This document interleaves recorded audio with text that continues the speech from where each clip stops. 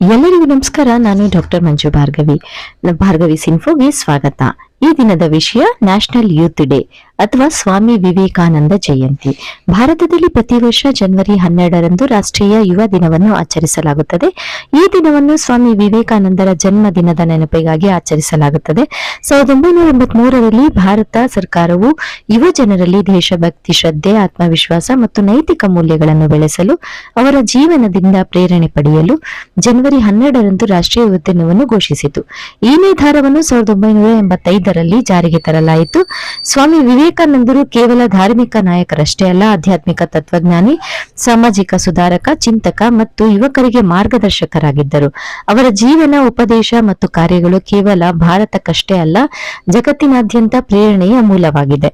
ಸ್ವಾಮಿ ವಿವೇಕಾನಂದರು 1863ರ ಜನವರಿ 12ರಂದು ಪಶ್ಚಿಮ ಬಂಗಾಳದ ಕೋಲ್ಕತ್ತಾದಲ್ಲಿ ನರೇಂದ್ರನಾಥ ದತ್ತ ಎಂಬ ಹೆಸರಿನಲ್ಲಿ ಜನಿಸಿದರು. ಬಾಲ್ಯದಿಂದಲೇ ಅವರು ಚುರುಕಾದ, ಬುದ್ಧಿವಂತ ಮತ್ತು ಅಧ್ಯಯನ ಪ್ರಿಯರಾಗಿದ್ದರು. ದೈಹಿಕ ಶಕ್ತಿ, ಧೈರ್ಯ ಮತ್ತು ತಂತ್ರವಿಜ್ಞಾನದಲ್ಲಿ ಆಳವಾದ ಆಸಕ್ತಿ ಅವರಿಗೆ ಬಾಲ್ಯದಿಂದಲೂ ಇತ್ತು.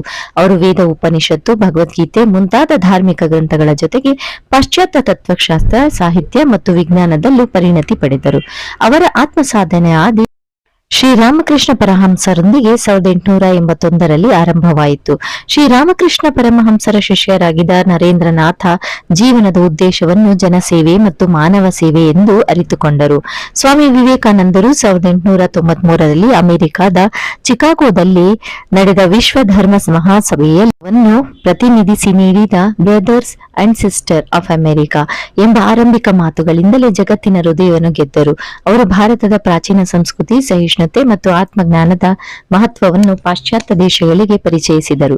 ಅವರ ಭಾಷಣ ಜಾಗತಿಕ ಮಟ್ಟದಲ್ಲಿ ಧಾರ್ಮಿಕ ಸಹಿಷ್ಣುತೆ, ಮಾನವ ಏಕತೆ ಮತ್ತು ನೈತಿಕ ಮೌಲ್ಯಗಳ ಸಂದೇಶವನ್ನು ಹರಡಿದವು. ಭಾರತಕ್ಕೆ ಮರಳಿದ ನಂತರ ಸ್ವಾಮಿ ವಿವೇಕಾನಂದರು ಯುವಕರಲ್ಲಿ ಚೇತನ, ಧೈರ್ಯ ಮತ್ತು ಸ್ವಾಭಿಮಾನವನ್ನು ತಲುಪಲು ಕಾರ್ಯಾರಂಭ ಮಾಡಿದರು. ಉತ್ಕೃಷ್ಟ ಜಾಗೃತ ಪಾರ್ಪ್ರಿಯ ವರಾನ್ ನಿಬೋಧತ ಎಂಬ ಉಪನಿಷತ್ತಿನ ಮಂತ್ರವನ್ನು ಅವರ ಜೀವನದ ಧ್ಯೇಯ ವಾಕ್ಯವನ್ನಾಗಿಸಿ ಸ್ವೀಕರಿಸಿದರು. ಅವರ ಪ್ರಕಾರ ದೇಶದ ಭವಿಷ್ಯ ಯುವಕರ ಕೈಯಲ್ಲಿದೆ ಮತ್ತು ಅವರು ಶಕ್ತಿಶಾಲಿ, ವಿದ್ಯಾವಂತ, ನೈತಿಕ ಬಲಿಷ್ಠರಾಗಬೇಕು ಮತ್ತು ಅವರು ಧರ್ಮವನ್ನು ಕೇವಲ ಪೂಜೆ, ಜಪ ಅಥವಾ ಕರ್ಮಕಾಂಡಗಳಿಗೆ ಸೀಮಿತಗೊಳಿಸದೆ ಸಮಾಜ ಸೇವೆಯ ರೂಪದಲ್ಲಿ ಜೀವಂತಗೊಳಿಸಿದರು. 1897ರಲ್ಲಿ ಅವರು ರಾಮಕೃಷ್ಣ ಮಠ ಹಾಗೂ ರಾಮಕೃಷ್ಣ ಮಿಷನ್ ಸ್ಥಾಪಿಸಿದರು. ಈ ಸಂಸ್ಥೆಗಳು ಆಧ್ಯಾತ್ಮಿಕ ಶಿಕ್ಷಣದ ಜೊತೆಗೆ ಸಾಮಾಜಿಕ ಸೇವೆ, ದರಿದ್ರರ ಉದ್ಧಾರ, ಶಿಕ್ಷಣ ವಿಸ್ತರಣೆ ಮತ್ತು ಆರೋಗ್ಯ ಸೇವೆಯಲ್ಲಿ ತೊಡಗಿಕೊಂಡವು. ಸ್ವಾಮಿ ವಿವೇಕಾನಂದರ ತತ್ವಗಳು ಭಾರತೀಯ ಯುವ ಜನತೆಗೆ ಆತ್ಮವಿಶ್ವಾಸ ನೀಡಿದವು ಮತ್ತು ರಾಷ್ಟ್ರ ನಿರ್ಮಾಣದಲ್ಲಿ ಅವರ ಪಾತ್ರವನ್ನು ಅರಿಯುವಂತೆ ಮಾಡಿದವು. ರಾಷ್ಟ್ರೀಯ ಯುವ ದಿನವನ್ನು ಶಾಲೆಗಳು, ಕಾಲೇಜುಗಳು, ಯುವ ಸಂಘಟನೆಗಳು ಹಾಗೂ ಸಾಂಸ್ಕೃತಿಕ ಸಂಸ್ಥೆಗಳು ವಿವಿಧ ಕಾರ್ಯಕ್ರಮಗಳ ಮೂಲಕ ಆಚರಿಸುತ್ತವೆ. ಪ್ರಬಂಧ ಸ್ಪರ್ಧೆಗಳು, ಭಾಷಣಗಳು, ಯೋಗ ಶಿಬಿರಗಳು, ಸೇವಾ ಚಟುವಟಿಕೆಗಳು, ವಿಚಾರ ಸಂಕಿರಣಗಳು ನಡೆಯುತ್ತವೆ.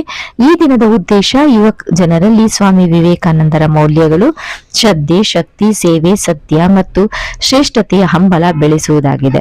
ಸ್ವಾಮಿ ವಿವೇಕಾನಂದರು 1902ರ ಜುಲೈ 4ರಂದು ಕೇವಲ 39ನೇ ವಯಸ್ಸಿನಲ್ಲಿ ಪರಮಪದ ಪಡೆದರು. ಅವರ ಜೀವನದ ಬೆಳಕು ಇಂದಿಗೂ ಅನೇಕ ಮಂದಿಗೆ ದಾರಿ ತೋರಿಸುತ್ತಿದೆ. ಅವರು ನನ್ನನ್ನು 100 ಉತ್ಸಾಹಿ, ಶ್ರದ್ಧಾವಂತ, ತ್ಯಾಗಮಯ ಯುವಕರು ದೊರೆತರೆ ನಾನು ರಾಷ್ಟ್ರವನ್ನು 5 ವರ್ಷಗಳಲ್ಲಿ ಪರಿವರ್ತಿಸುತ್ತೇನೆ ಎಂದು ಹೇಳಿದ್ದಾರೆ. ಈ ಮಾತು ಇಂದಿಗೂ ಯುವಕರಿಗೆ ಸ್ಫೂರ್ತಿಯಾಗಿದೆ. ರಾಷ್ಟ್ರೀಯ ಯುವ ದಿನವು ಕೇವಲ ಸ್ವಾಮಿ ವಿವೇಕಾನಂದರನ್ನು ಸ್ಮರಿಸುವ ದಿನವಲ್ಲ, ಅದು ನಮ್ಮಲ್ಲಿ ನಿದ್ರಿಸಿರುತ್ತಿರುವ ಶಕ್ತಿ, ಸಾಮರ್ಥ್ಯ, ಜ್ಞಾನ ಮತ್ತು ವಿದ್ಯಾಭಾವಗಳನ್ನು ಜಾಗೃತಗೊಳಿಸುವ ಸಂದರ್ಭವಾಗಿದೆ. ಇಂದು ತಂತ್ರಜ್ಞಾನ, ವಿಜ್ಞಾನ, ಕ್ರೀಡೆ, ಸಾಹಿತ್ಯ, ಕಲೆ ಎಲ್ಲಾ ಕ್ಷೇತ್ರಗಳಲ್ಲಿಯೂ ಭಾರತ ಯುವ ಶಕ್ತಿಯ ಮೇಲೆ ಅವಲಂಬಿತವಾಗಿದೆ. ಆದ್ದರಿಂದ ಯುವಕರು ಕೇವಲ ಕನಸು ಕಾಣುವಷ್ಟರಲ್ಲಿ ನಿಲ್ಲದೆ ಅವುಗಳನ್ನು ನನಸು ಮಾಡಲು ಶ್ರಮಿಸಬೇಕು. ಸ್ವಾಮಿ ವಿವೇಕಾನಂದರ ಸಂದೇಶಗಳು: ನೀವು ದೇಹವನ್ನು, ಮನಸ್ಸಿನಿಂದ, ಆತ್ಮದಿಂದ ಬಲಿಷ್ಠರಾಗಿರಿ. ನೀವು ಸತ್ಯವನ್ನು ಹಿಂಬಾಲಿಸಿ ಧೈರ್ಯದಿಂದ ನಡೆಯಿರಿ. ದೇಶದ ಸೇವೆಯೇ ಪರಮ ಧರ್ಮ. ಇವೆಲ್ಲವೂ ಪ್ರತಿಯೊಬ್ಬ ಯುವಕರ ಜೀವನದಲ್ಲಿ ದಾರಿದೀಪವಾಗಬಹುದು. ರಾಷ್ಟ್ರೀಯ ಯುವ ದಿನವು ಈ ಸಂದೇಶವನ್ನು ನೆನಪಿಟ್ಟುಕೊಂಡು ನಮ್ಮ ಜೀವನದಲ್ಲಿ ಅವುಗಳನ್ನು ಅಳವಡಿಸಿಕೊಳ್ಳುವಂತೆ ಮಾಡಿದೆ.